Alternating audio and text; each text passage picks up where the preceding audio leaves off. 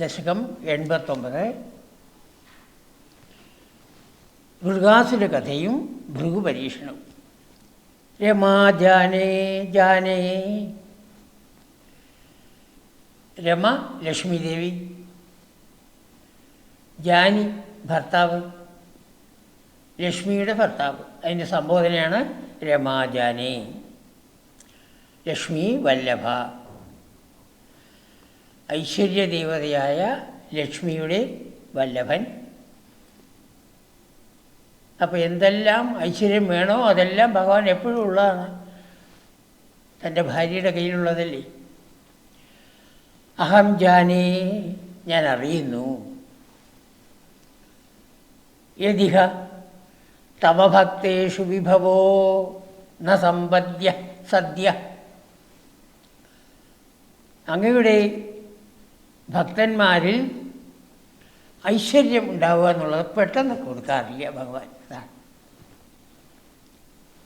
വിഭവം, ഐശ്വര്യ ഫലപ്രാപ്തി. ഇതാണ് വിഭവം.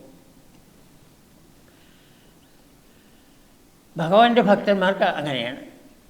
മറ്റു ചിലരൊക്കെ വേഗം കൊടുക്കും. വിഷ്ണു ഭഗവാൻ, ഗുരുവായൂരപ്പൻ എപ്പോഴും നല്ലവണ്ണം പരീക്ഷിച്ചിട്ട് മാത്രമേ ഐശ്വര്യത്തിനെയും മറ്റുള്ളതായ എന്തെല്ലാം വേണോ അതെല്ലാം കൊടുക്കുള്ളൂ എന്നല്ല. സദ്യ, പെട്ടെന്ന്. അതായത് ചിലരൊന്ന് ഒരാഴ്ച പ്രാർത്ഥിച്ചു കഴിഞ്ഞിട്ടുണ്ടെങ്കിൽ വന്ന് അനുഗ്രഹിക്കുന്നവരൊക്കെ ഉണ്ട്. അതില്ല, വളരെ കാലം. സുതപസ പ്രശ്നിയാണ് ഏറ്റവും നല്ല ഉദാഹരണം. 10,000 ദിവ്യ സംവത്സരം ഭജിച്ചിട്ടാണ് ഭഗവാൻ പ്രതിഷ്ഠാണ്. 10,000 ദിവ്യ സംവത്സരം. ഒരു ദിവ്യ സംവത്സരം നമ്മുടെ 360 വർഷമാണ്. എന്നിട്ടാണ് മുമ്പിൽ വന്നത്, അനുഗ്രഹിച്ചത്. അപ്പോൾ വിഭവം, എല്ലാവിധത്തിലുള്ളതായ ഐശ്വര്യങ്ങളും, സദ്യ ന സമ്പദ്യ, പെട്ടെന്ന് ഭഗവാൻ നൽകുന്നില്ല.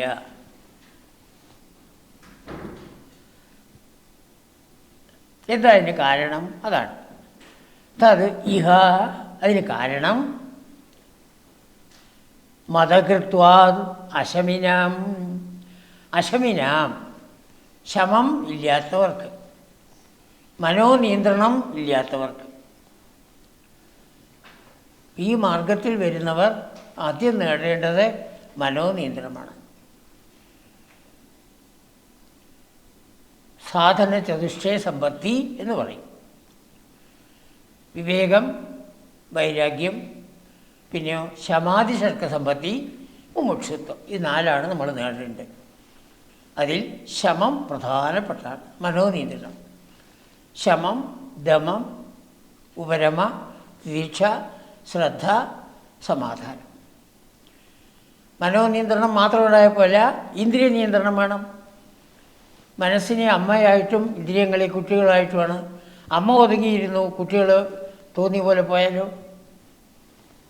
വീട് അലങ്കോലപ്പെടും. അപ്പം ശമതമാദികൾ എല്ലാം നേടിയവരാണ് പ്രശമികൾ. പ്രശമി എന്നാണ് അവരെ പറയുക. ശമമില്ലാത്തവരെ അശമി. അശമീനാം മതകൃത്വാ, അവർക്ക് അഹങ്കാരം വരും. ഇന്ദ്രിയ നിയന്ത്രണവും മനോനിയന്ത്രണവും ഇല്ലാതെ കണ്ട് ധനവും മറ്റും കിട്ടിയാൽ അവരഹങ്കരിക്കും. അതുകൊണ്ടാണ് അങ്ങ് തൻ്റെ ഭക്തന്മാർക്ക് പെട്ടെന്ന് എല്ലാ ഐശ്വര്യങ്ങളെയും കൊടുക്കാത്തത് എന്ന് അഹം ജാനേ, ഞാൻ വിചാരിക്കുന്നു. അഹം മന്യേ, വിചാരിക്കുന്നു. ഇനിയോ അവർ ധാരാളം ധ്യാനമെല്ലാം ചെയ്തു, മനോനിയന്ത്രണം, ഇന്ദ്രിയ നിയന്ത്രണം കിട്ടി. പ്രശാന്തിം കൃത്വാ ഏവ, അതിന് പരമമായ ശാന്തിയിലേക്ക് അവരെ എത്തിച്ചതിന് ശേഷം മാത്രം, പ്രശാന്തിയെ കൃത്വ ചെയ്തിട്ട്, പ്രതിശസി, അവർക്ക് കൊടുക്കുന്നു, നൽകുന്നു, നന്നായി കൊടുക്കും. അതാണ് പ്രതിശസി. എന്തൊക്കെ കൊടുക്കണം? തതക്കാമം അഖിലം, എല്ലാം എന്തൊക്കെ വേണോ അതെല്ലാം കൊടുക്കുന്നു. അതാണ് എന്തെല്ലാം അവർ ചോദിക്കുന്നുവോ അതെല്ലാം കൊടുക്കും. അങ്ങനെ ഭഗവാൻ പ്രശാന്തേഷു ക്ഷിപ്രം, ആർക്ക് ഇന്ദ്രിയ മനോനിയന്ത്രണം വന്നുവോ ആ പ്രശാന്തന്മാരിൽ ഭഗവാൻ വേഗത്തിൽ സന്തോഷിക്കുന്നു. അങ്ങനെ ആ ഭഗവാനെ ഭജിച്ച് ഉള്ള ആൾക്കാർ അവരാണ് ഭവതീയേ, ഭഗവാന്റെ ആൾക്കാർ. ന ഖലു ഭവതീയേ ച്യുതി കഥ, അവർക്ക് പതനമില്ല. അവരെപ്പോഴും മുകളിലേക്കല്ലാതെ കൊണ്ട് താഴോട്ട് വരില്ല. എന്തുകൊണ്ട്? അടിസ്ഥാനം ഉറപ്പിച്ചിട്ടാണ് പോകുന്നത്. ഇതാണ് അടിസ്ഥാനം, ഓർമ്മ വേണം. സാധന ചതുഷ്ടയ സമ്പത്തിയാണ് അധിഷ്ഠാനം. ഇതിപ്പോൾ അവർക്ക് മാത്രമല്ല നമുക്കും എല്ലാവർക്കും അധിഷ്ഠാനം സാധന ചതുഷ്ടയ സമ്പത്തി. ആദ്യം വിവേകമുണ്ടാക്കണം. എന്താ വിവേകം? ഇവിടെ ഭഗവാൻ ഒരാൾ മാത്രമേ ഉള്ളൂ, സർവം ഖലിതം ബ്രഹ്മ, അതാണ് വിവേകം. ആ ഭഗവാൻ നമ്മുടെ ഓരോരുത്തരുടെയും ഉള്ളിലിരിക്കണു. ആ ഇരിക്കുന്ന ഭഗവാനെ ആരും കാണുന്നില്ല. നാം കാണുന്ന ഈ സ്ഥൂല ശരീരം അതല്ല. അപ്പം സ്ഥൂല ശരീരമല്ല, ഞാൻ ഉള്ളിലിരിക്കുന്ന ആത്മചൈതന്യമാണ് എന്നുള്ളതും മനസ്സിലാക്കണം. അവരൊക്കെയാണ് പ്രശാന്തന്മാർ. അപ്പോൾ നമ്മളും ഇതുപോലെ തന്നെ മനസ്സിനെ നിയന്ത്രിക്കണം, ഇന്ദ്രിയങ്ങളാകുന്ന കുട്ടികളെ നിയന്ത്രിക്കണം. മെല്ലെ മെല്ലെ ഇപ്രകാരം ഒരമ്മ പഠിക്കുന്ന കുട്ടികളെ നിയന്ത്രിക്കുന്നുവോ അതുപോലെ. എങ്ങനെ നിയന്ത്രിക്കുന്നത്? മറ്റു കുട്ടികളോട് ബന്ധപ്പെടാതെ കണ്ട്. അതാണ്. അതുപോലെ നമ്മളും ഈ ഇന്ദ്രിയങ്ങൾ അധികം വിഷയങ്ങളുമായിട്ട് ബന്ധപ്പെടാതെ, വിഷയങ്ങളുമായിട്ട് ബന്ധപ്പെടുന്നതാണ് നമുക്ക് ദോഷം ചെയ്യുന്നത്.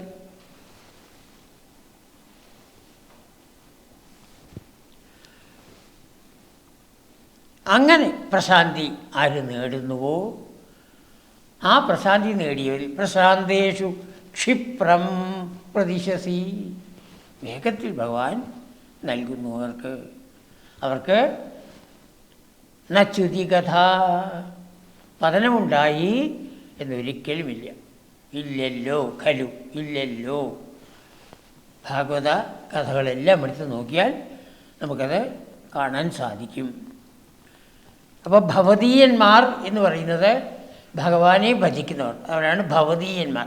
അങ്ങയുടെ ആൾക്കാർ, ഭഗവാന്റെ ആൾക്കാർ. അവരെപ്പോഴും പ്രശാന്തന്മാരായിരിക്കും. എന്നാൽ മറ്റു ദേവന്മാരുടെ അങ്ങനെയല്ല. അതിലേക്കാണ് ഇപ്പോൾ വരാൻ പോകുന്നത്. അതാണ്.